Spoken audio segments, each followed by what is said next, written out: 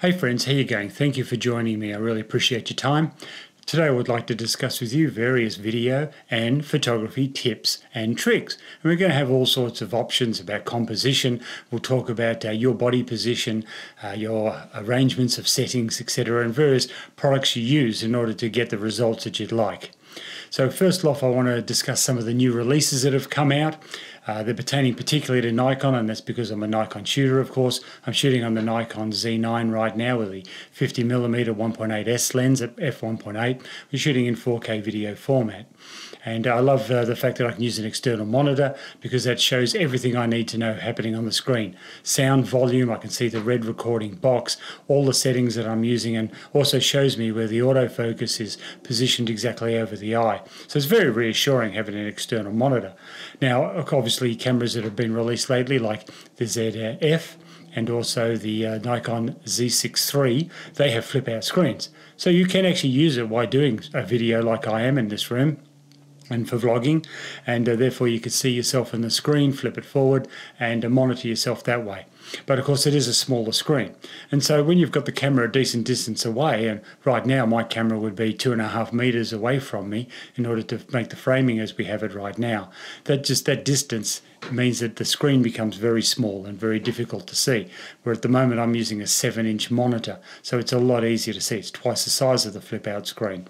So depending on how far away you are from your camera, whether a flip-out screen is actually really any relevance to you or not, or even useful and visual, that'll depend on the distances you particularly use and what lenses you use. You use something like a 24mm or a 35mm, you're probably all right because you're in close enough. But seeing I'm using a 50 right now and it's got some distance, flip-out screen's almost useless. So anyway, discussing the Z6 and some of the options I do like about it, I'm very impressed. It has the new processor, the XPEED 7. The auto-focusing options now are really top-notch and right up there with the best. And of course, it's got so many other formats and internal recording options. It's got the partially stacked sensor, for example, which is very exciting. Now, for me, I'm sport for choice for having the Z9. Mine has a fully stacked sensor. It has all the options imaginable, and I'm not really compromising in any way at all. So I'm looking at getting a second camera, but whether I get a ZF, a Z6 III, a Z8 or something as a second camera, I'm not sure. I certainly wouldn't be buying two Z9s because what I have the second camera for is something smaller in form factor and lighter in the hand. It's nice to have the options either way, particularly if my wife is helping me out with photos and videos, and she is quite an accomplished photographer. It's nice for her to have a smaller camera. So anyway, I'm thinking of the Z8 really as the most relevant choice. You might say, well, why wouldn't you get the latest one, the Z6 III? Well, there's nothing wrong with the Z6 III. It's a great camera, and I might end up getting that. But to be honest with you, I'm finding in the price variation between a second-hand Z8. See, the Z8's been out for a little while now, and there are second-hand ones on the market. You can find them on eBay, on various auction arrangements, or you can go and buy them from, say, Japan, for example, second-hand, because people are trading in, and they're always getting the latest models and swapping from one to another. And you can get a Z8 now, second-hand, maybe only a year old and in pristine condition, for $5,400. Now, that's pretty good value, considering its retail new price. And then, of course, you can get a Z6 III for about $4,500 Australian money. I'm talking, it's relevant to my market.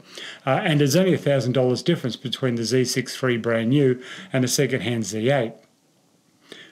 $1,000 for all the extra options you get in a Z8 is pretty attractive. Now, the Z6 III has some interesting features, and of course it has a flip-out screen, it has a higher resolution viewfinder and a few other options the Z8 doesn't. But then the Z8 also has many other features the Z6 doesn't. So what you've got to do is you've got to weigh up, do you want the low light performance more of the Z6, or do you want the high megapixel count of the Z8? Which one's more relevant for your style of shooting and your workflow? So for me personally, probably I'm getting spoilt with the Z9's resolution. I would probably want a Z8 as the second camera. So I probably would miss the low light functionality here and there, but when it comes to low light, I tend to just add lighting, and we'll talk about that a little later on. So in regard to the weight factor, for example, difference, the Z6 III, the new release, weighs about 750 grams.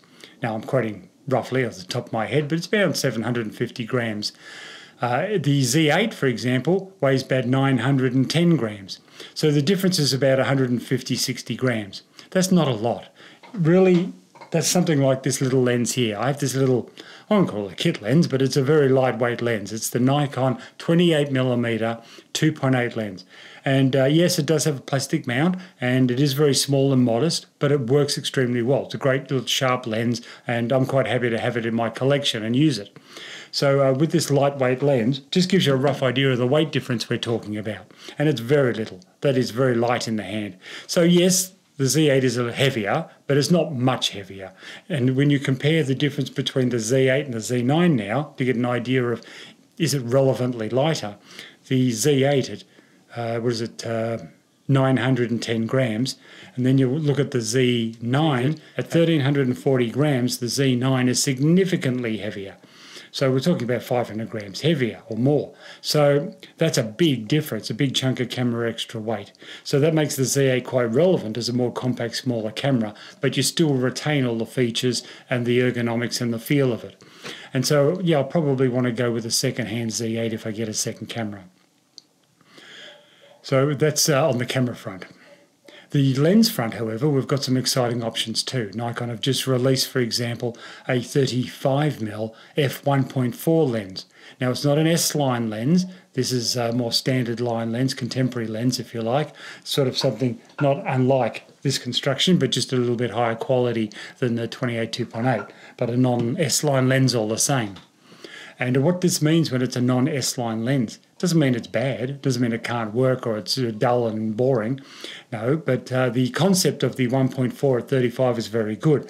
Now, you know, I believe that's a good thing because I got one here. I've got one with the converter on it, FTZ converter Mark II, and this lens I've used a lot for video, and it's fantastic. 35 at 1.4 is brilliant for video work, and I use this on my Ronin, my RS4 Pro with the Nikon Z9 and that lens, and it's a Sigma lens at 1.4, and brilliant, 35, and I've used it all day long.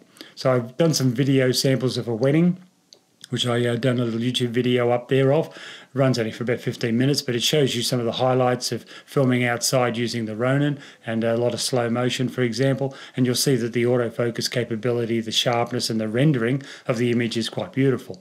So I'm very happy with that size and format, 35 1.4, but being a non-S-line lens, I mean the art lens here, I'm using the Sigma art lenses, they're extremely sharp wide open, because they're an art lens, they're the top of their range. So they're equivalent to like an S-line lens for Nikon.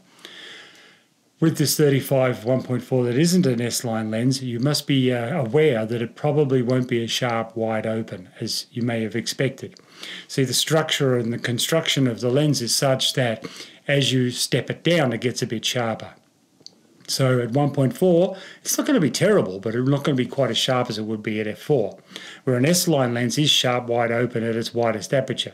So if you buy an S-line lens at 1.8, for example, at 1.8 it's sharp as a tack. You can stop it down. It increases marginally in sharpness, but not significant. It's sharp really across the board. This non-S-line lens, 35 1.4 Nikon have just released, is most likely to be a bit soft wide open and gradually get sharper as you go. Now that's where it's not going to hit the market for me because I'm going to be using it at 1.4 all the time. And so therefore it may not be as valuable to me as it might be to some.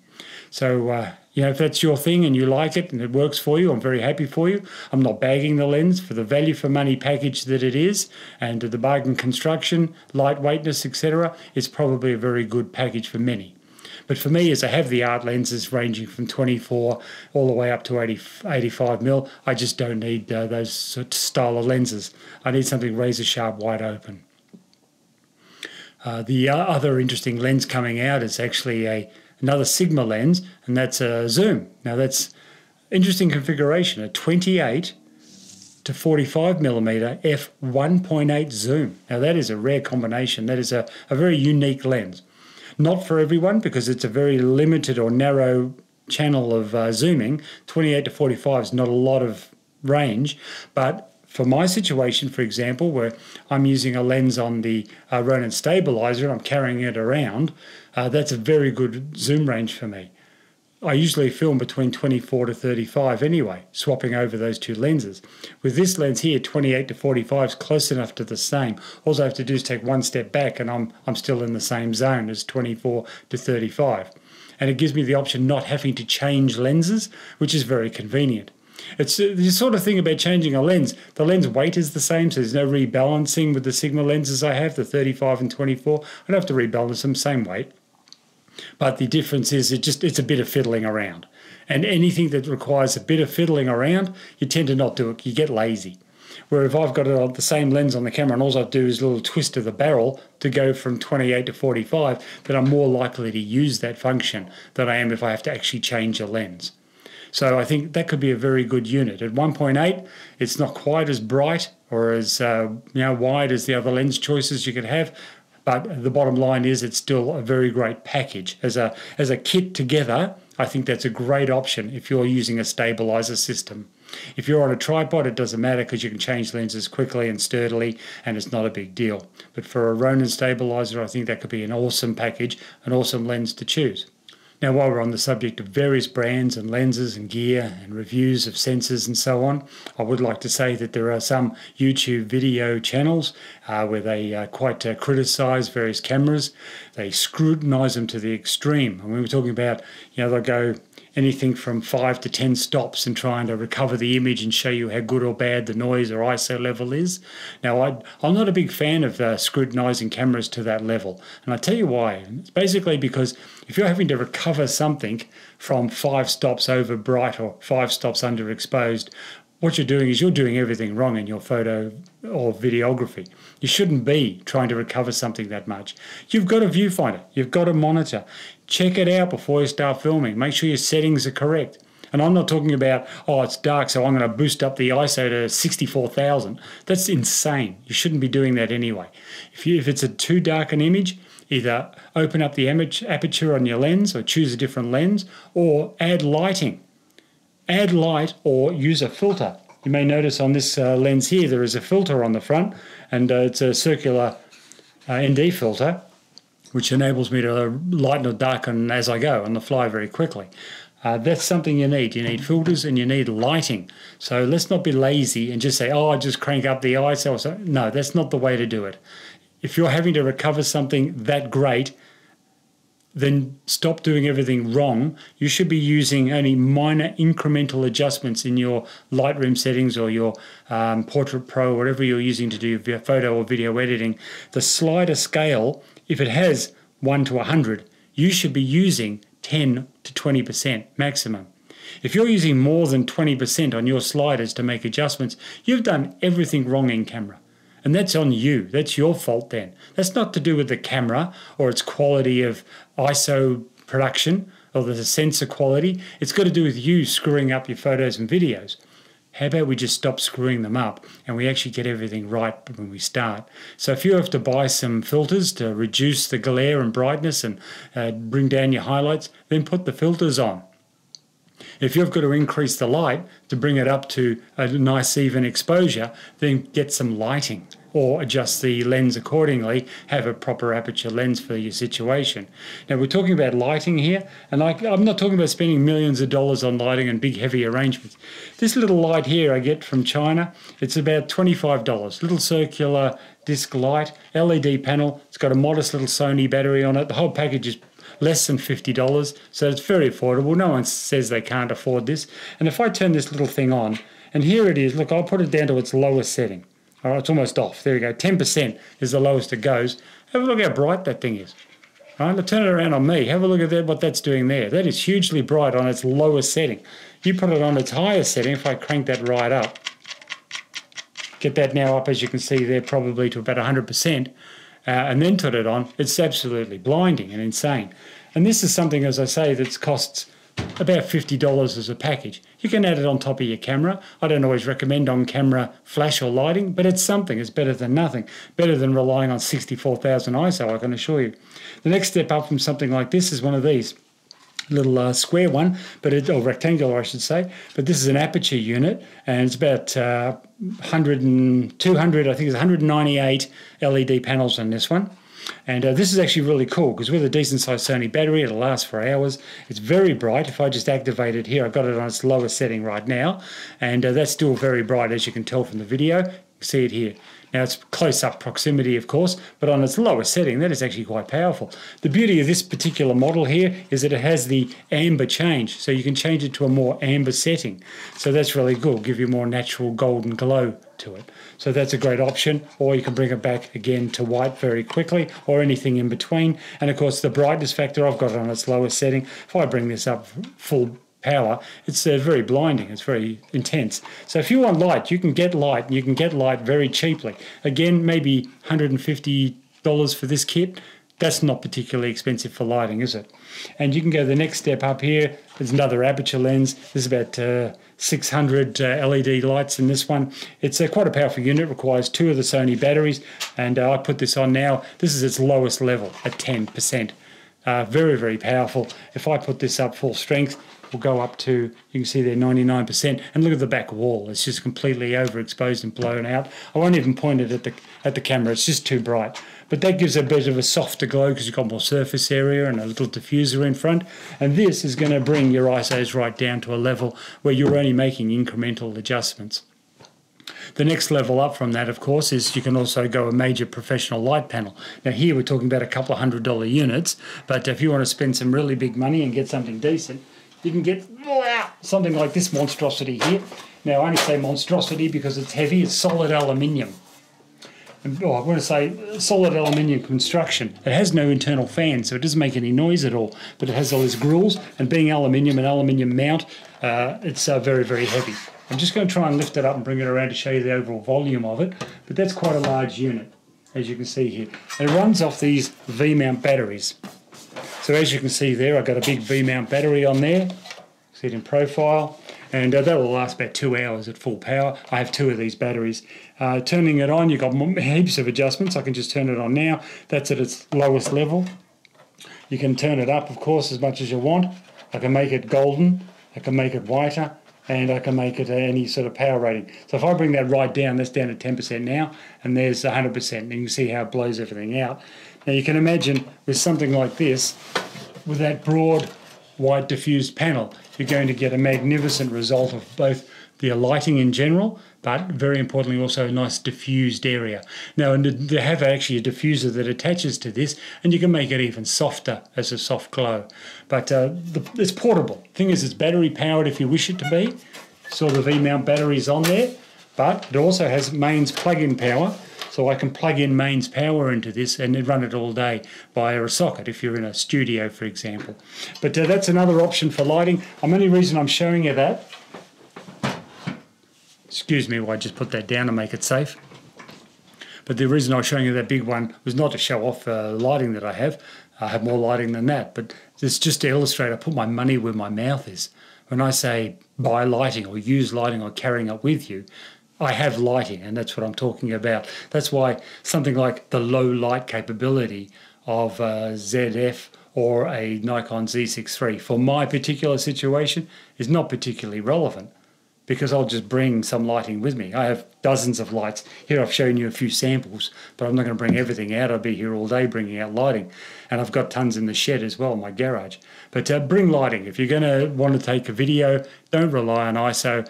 Don't worry about your how many stops you can over or under expose something and recover it. Just get it right in camera in the first place. Now we're talking about video just then, or you can use LED lighting for photos as well. But even something like a very simple on-camera flash like this, I wouldn't encourage pointing it at the subject necessarily unless they're quite a long way away. But certainly having it up and bouncing it around the walls of the room, if you've got white ceilings and white walls, that's a great way of getting a soft glow on people. And with a little diffuser popped on as well, that also helps with that softening and diffusing. So yeah, speed light, for goodness sakes, you know, that one speed light can make a huge difference in your ISO recovery. You don't have to use one. You can also use this. I've got a twin pack here where I've got them mounted together. I can put them on a light stand, have them in any direction and shape I like. But what I'm using here is I can actually couple this up to 4. So I can have 4 of these lights, if you can imagine 4 of them all together, and I use that for macro photography a lot of the time to spot light onto a subject. But in general, what I'm getting at is you can't have too many lights. So I just showed you three speed lights I have there. I have 8 in total. So anyway, I just sort of run you through this lighting idea of definitely being involved with lighting rather than relying on the camera's tricky technology that might help you out. Sorry, I was just getting a phone call there, so I was just cancelling that because I didn't want to interrupt the video. So that was the first theme we're talking about today, is the value of lighting, and also some lenses we discussed there, didn't we? Now, something I'd like to illustrate is that on YouTube, some can be very critical of camera gear. They test things to the extreme level in which they're actually overly critical of a camera. Whether a camera can restore something from 5 or 10 stops underexposed and have a decent result or not is totally irrelevant, and that's the point I was trying to make. Don't worry about people criticizing online cameras and gear and finite details of the extreme edge of what a camera or lens can accomplish. It doesn't matter. I'll give you an illustration of irrelevance in YouTube video critique. Let's say, for example, someone was criticizing the Sigma 1.8. Oh, sorry, yeah, it is Sigma 85 1.4 lens. Now, I use this exclusively for portrait photography. It is, for me, a photo-centric lens, and I use it for doing portraits where I want a shallow depth of field and I want to isolate the subject, compress the image in, the background's blurred out to the maximum, and I only want the face sharp predominantly, or the upper body of a shot. So that's what I'm using this for. If someone was to criticize the image quality of that lens and say, oh, look, right out here in the corners here, it's all a bit soft in the corner, so the lens is no good. Well, actually, it's not the case with this lens. It's sharp everywhere. But illustrative purposes, if the outside edges were soft, but I'm using that for bokeh and blurring it out anyway, what difference does it make if it's soft? You've got to have a criticism that's got in context with the lens's performance and what you're shooting for. If I'm doing a landscape photo and I want every leaf in that picture in the corner razor sharp, okay, I understand that. But I'll be shooting at f8 or f11 anyway. There won't be any soft backgrounds. But if you're using a portrait lens and you're blurring the background out, that's the whole intent, is bokeh and blurring. Who cares if that lens performs well in the edge corners of the image? It won't make any difference because no one will ever see it anyway. So context of a criticism is very important, and I'm just letting you know that not to take too much notice of the details of sharpness in corners and or ISO recovery in cameras. I think you're just wasting your time if you're paying any attention to that dribble. So while we're talking about what we can do to make photography or videography better for yourself, another point of view I'd like to talk about is your composition. So we've spoken about lighting, we've talked about settings and which camera you may choose for what particular purpose, but when it comes to your composition, I'm just encouraging people to always get down to the level of whatever subject is that you're filming and photoing. So when I say down to their level, I'm not talking about degrading your personality. I'm talking here about the actual height that you're taking the photo at. So if you've got a bird and the bird is sitting only a few inches off the ground, you don't want to be up here somewhere taking that photo down of them. It's going to look terrible. You need to get down low so you're on the same plane as that creature. I'm using a bird as an illustration, but it could be anything. It could be a dog, a cat, a rabbit, who knows what it is you're taking photos of in the wild. But if it's, let's say, I'm a bird photographer. I do a lot of bird photography. So in my context, that's what I do. I see a lot of birds that are actually on the water. And I'll give you photo samples of what I'm talking about. You'll see them pop up on the screen. You've got a little ducklet or something on the water. It's very low to the ground. Water level is as low as you can actually get, sea level if you like. So what you've got to do sometimes is you've got to get on your belly. Yeah, you've got to lie flat down on your stomach to get that photo, to get it, the composition beautiful. Because you want to be on eye level of the creature as best as you can. Can't always level it up perfect, but you can level it up to its reasonable within 10 to 20% at least, and that'll give you a much more beautiful image. What it does is it helps you connect with the creature.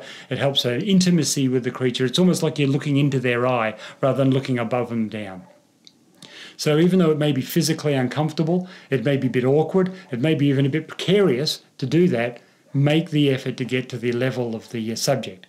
Sometimes you're fortunate and the bird might be up on a perch, a branch, railings or something, and it's right up there at about 4 or 5 feet high. Perfect for you to just get on either one knee or stand up and take that photo at the eye level of the bird. Sometimes I get that, and I'm very appreciative when I can. But when the bird is on the ground, you know where I am? I'm on the ground, taking that photo, groveling. I look like a worm crawling across the grass, trying to get the photo of the bird. It's probably also a lot less intimidating on the creature. If you're down at their level, you're not standing over them like you're going to attack them or pounce on them. So they're probably less intimidated. So I think that's probably going to help you relax and help the bird or creature relax too, and not be as startled. Sneaking up on them is also very important. And when I say sneaking up, I don't mean like you're going to pounce on them and attack them. Just gradually, in maybe a zigzag pattern, approach them very slowly, even crawling or something very slowly, and then take your photos or video, rather than just saying, oh, look, a bird, and running up to it. Well, what's going to happen? It's going to run away or fly off because it's scared of you.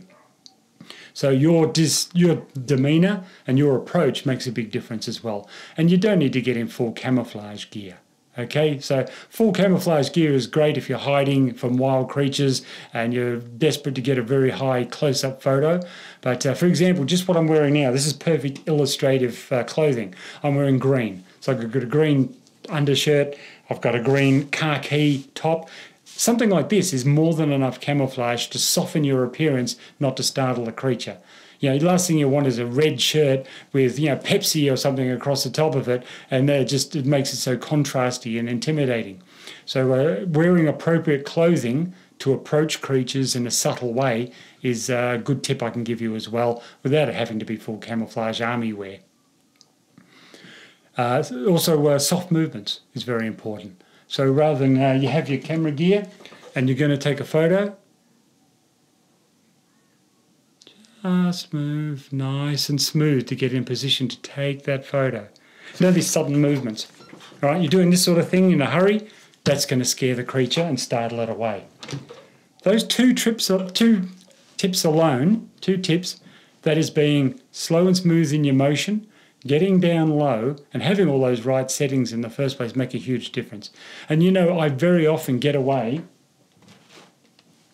with having a flash on my camera. So I'll be using a big long telephoto lens. I'll have the flash on the camera set at maximum, and I can get away with 3 to 4 to 5 bursts with the flash before the bird flies away. And that's what I talk about lighting again. Sometimes that lighting will save the photo. So even though you may not get 200 photos out because it's flashing and it might startle the creature, at least the few photos you do get are razor sharp and beautifully clean and bright. You can work with those 3 or 4 photos you get before the creature flies away, rather than sorting through 200 photos you took at 20 frames per second, and all 200 of them are terrible anyway. They're all dark and blurry and grainy or whatever. So, I find that 10 photos that are highly bright and in quality, I'd much rather work with them and select through those than 200 photos that are all as equally grainy and mushy as each other. So they're just some personal experiences I have and tips. You'll notice that all the sample photos I use there, 90% of those photos I was actually using flash on camera as well when taking them. So that just proves that it does work. You can get away with it. So that's what I have for you today, is tips and tricks and options to use. If you can think of anything that you would like me to discuss and any particular subjects you want me to discuss with you and talk about, please feel free to leave them in the comments. Now, while we're talking about comments, for example, I get a few comments from people. I just hope that they're often, if they could be relevant, is very important to me. Some people like to make criticisms from time to time. They're not really very constructive or helpful or even relevant to the subject. And that's not so much for me as a problem. I don't get that many comments added on to my videos, but I see a lot left on other people's channels. And some of the hate and aggression that some people project on others just because they can and think they're tough behind the keyboard, keyboard warrior syndrome. I think we've got to really, as a collective people, work on being kind and rather than critical. So I'm just putting that out there, that I've got to make sure that I do the same. I will be very forward in my opinions if I make a comment on someone else's video, but I always end it with kindness or have a positive element within those commentaries. So, it's nothing wrong with drawing out a mistake someone has made. There's nothing wrong with having an opinion that may be different. But just encourage everyone, including myself, that we all collectively be kind about what we say. But apart from that, that's the end of the video for the day. I thank you for your time and effort, and appreciate you welcoming me into your home. Have a great day. Bye-bye.